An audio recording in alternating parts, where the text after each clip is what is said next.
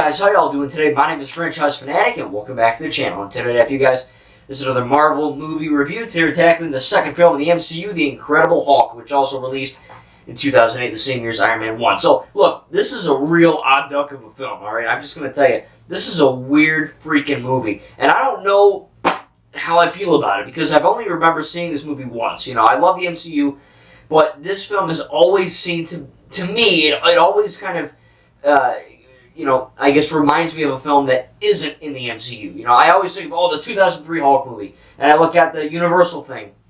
It just doesn't feel like an MCU film. So, upon rewatching it, I was like, I remember certain scenes. You know, I remember that scene, I remember that scene, I remember that, and this. But a lot of it felt new. I really didn't remember more than half of this movie. Because, again, I've only seen it probably once. And I remember not liking it so much. You know, The Incredible Hulk is always has been and always will be, reviewed and viewed as a film that is odd and weird. Specifically because Edward Norton. Because now we have Mark Ruffalo, right? So it's always going to be weird watching it. It's like James Rhodes, but, because he's more of a side character type thing. This is more, insane. And people literally Google, I Googled, is The Incredible Hulk canon to the MCU? I know it is, but everyone online is asking that question. Presumably around the time it came out, I don't know. But, it's not a bad movie. It's not, horrible. It's not bad like Ms. Marvel, but it is definitely different. You know what I mean? It's a very strange movie, because there's certain scenes that are really effing good. It's really, really good. Like, Hulk and Abomination look pretty good for the time, 2008.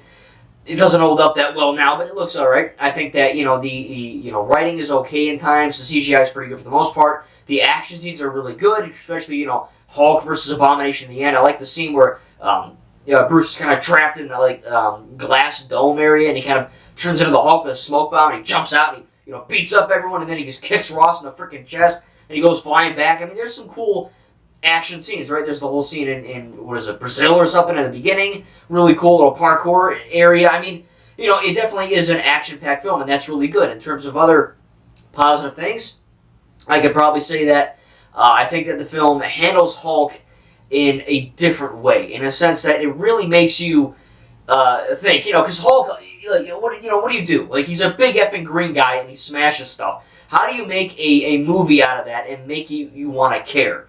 Now, I care about Hulk now, and to see Hulk in this film, or Bruce Banner rather, trying to just cure himself and be done with it, and now, look at Endgame, and, or She-Hulk, Bruce he's like, I'm freaking loving it, it's Professor Hulk, we've kind of merged the two together, and I'm coping with it, so that's kind of cool. But a lot of it is, in this film, he just wants to get rid of it, but it is funny to see that, all of this stuff is, really, the second MCU film, it's, like I said, it's weird. It's a very weird movie. And I don't know if I don't like it, but it's certainly different. In a sense that it doesn't really feel like it belongs in the MCU. And I know Iron Man's there. I know Tony Stark's in the end. But, I know General Ross is in Civil War. But we never really hear from Betty or her boyfriend or, certain characters you don't necessarily see again. But I think that as a film itself, it works, because, again, going back to the Hulk thing, how do you make a Hulk film actually, good, and how do you make me care about it? And this film is kind of different than Iron Man 1, and different than really anything else in the entire MCU, because we get a film that, yes, there's action scenes and there's some funny moments, but it's really a serious, not boring, but it's a slow burn of a Hulk film, That's the thing, is that it's for a Hulk movie, what do you expect? Okay, he turns into the Hulk, he smashes stuff, he says Hulk smash, and he smashes stuff. That's all you do that's all Hulk can do. There's not much character progression Hulk can go through. And the fact that Bruce Banner in this film, again, really, he just wants to get rid of it, and he just wants to cure himself, and that's it. He didn't want anything to do with it. And, he very much is kind of going from town to town and place to place around the world, just trying to hide from not only Ross, but also just, the outside element, and he has to try to keep, calm and not get, has a thing on his wrist. He can't get too excited, in many ways, with Betty and all that, or just itself with, just getting mad and pissed off, or else he turns into the Hulk. So there's really cool dynamics in there plot-wise that makes it a slow movie, but also a very dramatic and movie that is meant to be taken seriously. You look at Hulk in the past, Hulk was never a character that anyone really took that seriously. You know, he turns into a green guy, basically pissed off Shrek. You know, even more pissed off Shrek, basically. You know, and this film really took the character of Bruce Banner Hulk and actually made me care about him. And it's really kind of sad because Edward Norton is a good effing actor in this. He's freaking good. He's a good Bruce Banner. And the fact that they changed him from Mark Ruffalo, you know, I love Mark Ruffalo as Bruce, but Edward Norton is really cool. You know, I mean, I really think if they stuck with him, it would have been perfectly fine. I wouldn't have had any really grievances with that. It would have been really great. But they got rid of him. General Thunderbolt Thaddeus Ross in this film. He's good in Civil War. And I think he's in Black Panther. His son's in Black Panther. I don't know. But he's hit and miss in this film. There's a lot of shots where he's like, "Somebody give me the army now!" He's just kind of screaming into his freaking mic, and like the fucking the cop car or the army tank was like, boom! The guys, you know, they're all shaking and their army things. So, point is, there's some cheesy scenes, and Thunderbolt Ross has some cheesy lines and acting scenes. Maybe it's the editing. Liv Tyler, who of course is Arwen in the Lord of the Rings trilogy, she is in she's in this film, by the way, as Betty Ross, which I don't think. Correct me if I'm wrong in the comments. I don't think we've seen Betty Ross in effing anything MCU apart from this. So it is kind of strange to, I guess, see her in this and then not hear from her again. I don't know. Maybe she's dead. I don't know. Maybe the snap got her. Who knows?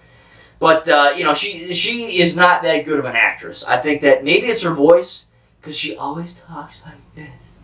Oh, it's like it just gives that weird impression to me that she's trying to be like a dramatic scene, and it's just coming across as cheesy and corny. There's a few good lines, she makes a good crying face and sometimes, but in terms of acting, she's not the best. There's a few cheesy moments. I think, when we see the freaking leader, a few scenes with him where it's just kind of, like he turns into the Hulk and everyone gives a reaction and Hulk goes, he pushes through, and there's a shot of him going, like that. It's just like a 1 second shot, so there's some weird editing in there sometimes and kind of cheesy moments. The end scene too, where Bruce is like freaking doing this and he's Groguing himself in the. That sounds weird. He's like Grogu in the Mandalorian, and season 2, and he's on the rock, and you see that in there, and he's doing like a yoga thing or whatever, some kind of Zen thing, and it goes days without incident, 0, and I don't know, I like it. I think it's okay. It's kind of cool. And then, of course, he opens his eyes, boom, and he has green eyes and he smiles. That I found a bit cheesy because what does that imply? Does it imply that he enjoys being the Hulk now? Is he going to be evil? What happened between that and the Avengers 1? I don't know. It's weird. I felt like Universal just had their little grubby mitts on it and they were like, make this happen, make this happen. To me, it's one of the cheesiest movies in the MCU. Like I said, just certain lines, certain acting scenes, certain editing choices. And then you get, the end where he just smiles. I get it. They're trying to pump everyone up, and you're supposed to go, oh, that was so cool, But when you really think about it for more than 5 seconds, you're like, wait, why the hell is he smiling? You know what I mean? Like, does he like it? Is he evil? Is he going to turn bad like Abomination? Emil Blonsky? Who knows? Of course, Emil Blonsky, Abomination was, I believe, in Shang-Chi, and he's going to be in She-Hulk and turning at Law, so that's kind of cool. And it is really cool to see some of these characters kind of, getting paid off in future MCU films, whether that be Captain America 3 or She-Hulk or freaking Shang-Chi, whatever it is. It is cool to see these characters come back because, yes, this film is canon. Second film of the MCU, and I quite enjoyed it more than I thought I was, and I enjoyed it more than more than I remember liking it back in the day whenever I saw it. Yes, there's a few cheesy moments. Yes, the ending's a bit weird. Yes, I do think some of the editing's a bit strange, but I do really like the action. The CGI holds up to an extent, especially in 2008, looked pretty good, I would imagine. The plot is actually probably the strongest point. It takes the characters seriously, and, you could have easily made this a boring movie, but they make it about the character, It's not just Hulk smashing stuff the entire freaking movie. They make me care about Bruce, and the fact that he doesn't want anything to do with Hulk, and the fact that, Avengers, they talked about he tried to kill himself, didn't work, and then we get that kind of evolution of his character, and we see things actually, kind of change, and, like I said, in Endgame, he's more at peace with it, and he kind of accepts it.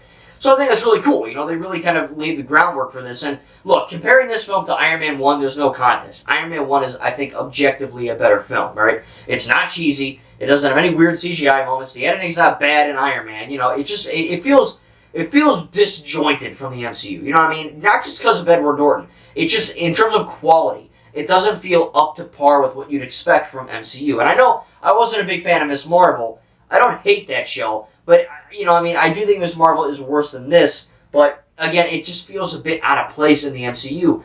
I know this was the second film. I know they weren't like, oh, this is going to be a big universe. They probably weren't expecting this to take off as much as it did, but now that it has, it is kind of weird to look back on this film and go, oh, this really isn't that good as, say, Ant-Man 2 or Black Widow, even some of the lesser loved, like, say, Thor the Dark World. I actually really effing love Thor the Dark World, but we'll get to that soon, I'm sure, in a future review. Overall, though, I do think that The Incredible Hulk is a good film. I think it's really cool that when he says Hulk smash, yeah, it's a cool little nod, or, Betty gives him purple pants, purple shorts. You wouldn't like me when I'm angry, but he says hungry. There's some good comic book Easter eggs and references in there. And I do like because at first I was like, why did he say Hulk smash? I get it, but it was a bit corny. And then I thought about it.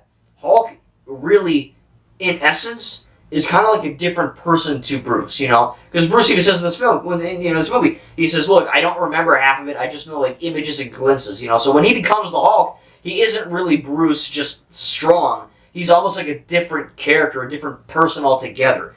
And Hulk just refers to himself in the first person, I guess, which he has done, of course, later on in the MCU, which, you have seen. So I don't really have a problem with that now.